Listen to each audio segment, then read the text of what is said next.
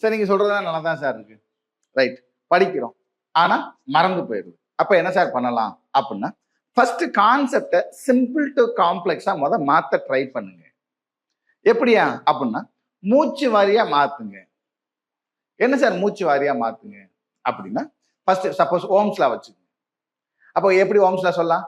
At constant temperature ஒரு மூச்சு, த steady current ரெண்டாவது மூச்சு, flowing through the conductor மூணாவது மூச்சு, is directly proportional to நாலாவது மூச்சு, potential difference across its end அஞ்சாவது மூச்சு. முடிஞ்சு போச்சு. அப்ப இது மாதிரி குட்டி குட்டியா நீங்க மூச்சை உடைச்சு நீங்க சொன்னீங்க அப்படின்னா எவ்வளவு பெரிய கான்செப்ட்னாலும் நமக்கு எப்படி இருக்கும்? ரொம்ப ஈஸியா இருக்கும். அதே மாதிரிதான் 2 மார்க்ல ஒவ்வொரு கான்செப்டா ஒவ்வொரு லைனை உனக்கு இப்ப தெரிஞ்ச மாதிரி பிரிச்சு சொல்லு.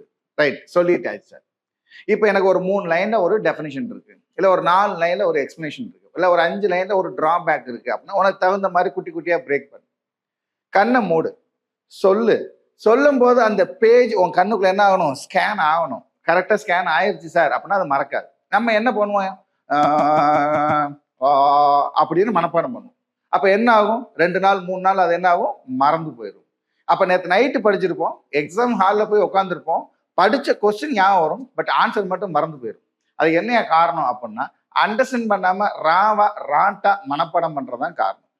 ரைட். அப்ப நம்ம என்ன பண்ணலாம்? சிம்பிள் டு காம்ப்ளெக்ஸா உடைச்சு என்ன பண்ணலாம்? ஸ்டடி பண்ணலாம். Okay, right. அப்ப எப்படி என்னெல்லாம் படிக்கலாம் அப்படின்னா 9th லெசன்ல 2 மார்க்ல AMU, delta M mass defect, binding energy equivalence, Curie, activity, Ranjan, isotope, isobar, isotone, radioactivity, applications of radioisotopes, nuclear fission, fusion, properties of neutrino, drawbacks of Bohr and Rutherford, postulates of Bohr, ionization potential ரெண்டு case வந்துடும். ionization energy, ionization potential, அதே மாதிரி excitation. Next மீன் life, half life. ஓகேவா? Right.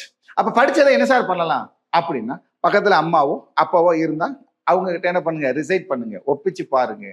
இல்ல அவங்க கொஞ்சம் பிஸியா இருக்காங்க அப்படின்னா நாம என்ன பண்ணலாம் அப்படின்னா, எழுதி பார்த்து நீனே கரெக்ஷன் பண்ணு. அப்ப இன்னும் ரொம்ப ஸ்ட்ராங் ஆகும். ஓகேவா?